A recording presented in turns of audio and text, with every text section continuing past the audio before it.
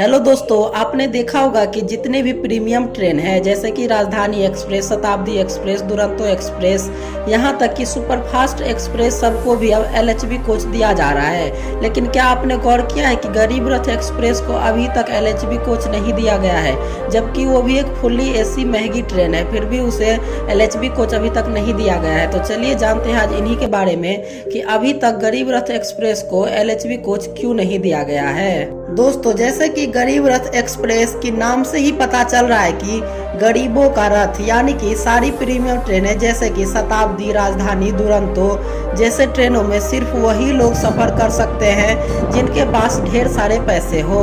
इस समस्या को ध्यान में रखते हुए इंडियन रेलवे ने सन 2005 में गरीब रथ ट्रेन की शुरुआत की, जिससे कम पैसे में super fast air condition train की सुविधा दी गई। लेकिन दोस्तों, हमारी इंडियन रेलवे सुविधा देना ही नहीं, इससे उसे प्रॉफिट भी चाहिए थी। इसीलिए रेलवे ने सोचा कि इस ट्रेन का किराया कम करने के बाद इससे प्रॉफिट कैसे निकाला जाए, क्योंकि इसका किराया दूसरे ट्रेनों के थर्ड एसी के किराए से 2/3 कम है। इसलिए रेलवे ने इसके कोच को कुछ अलग तरह से मॉडिफिकेशन किया।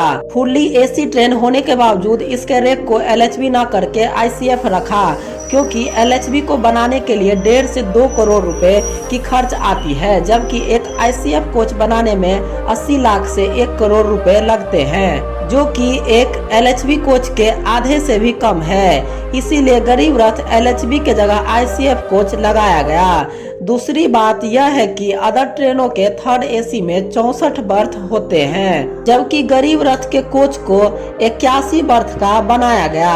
ऐसा इसलिए किया गया ताकि एक कोच में ज्यादा लोग आए, जिससे कि इंडियन रेलवे ने इसके किराए में जो कमी की है वह पूरा हो सके। दोस्तों, हमारे इंडियन रेलवे के पास अभी इतने फंड नहीं है कि वह गरीब रथ के सारे आईसीएफ कोच को एलएचबी कोच कर सके। तीसरी जो कि इम्पोर्टेंट बात है वह यह है कि गरीब रथ की आईसीएफ कोच में साइड मिडिल बर्थ दिया गया है।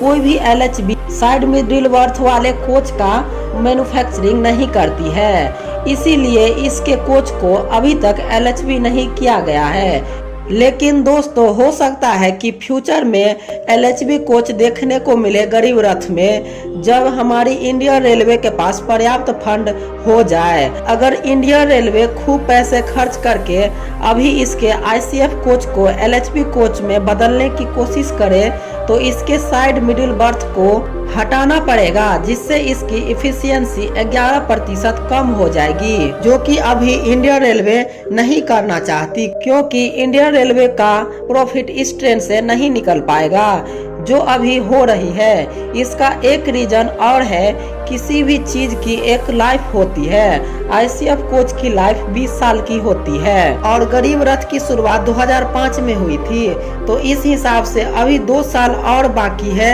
इसलिए समय से पहले रेलवे इसे चेंज नहीं करना चाहती, लेकिन इसका मैन्युफैक्चरिंग अभी भी नहीं हो रहा है और शायद होगा भी नहीं, और इसे बंद भी नहीं किया जा सकता।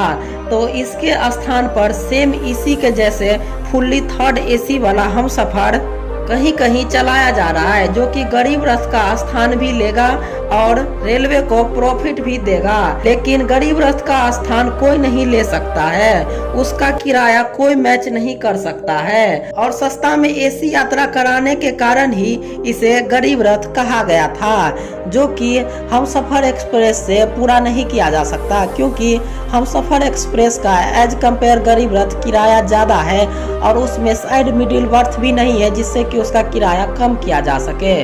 तो धीरे धीरे हो सकता है कि गरीब रथ के जगह पर हमसफर अपना स्थान बना ले, क्योंकि वो भी फुल्ली थर्ड एसी वाला ट्रेन है, लेकिन पहले जैसा सस्ता किराया वाला यात्रा नहीं करा पाएगी ये ट्रेन। और गरीब रथ को गरीब रथ इसीलिए कहा गया था क्योंकि ये सस्ता में जो है एसी का यात्रा कराती थी।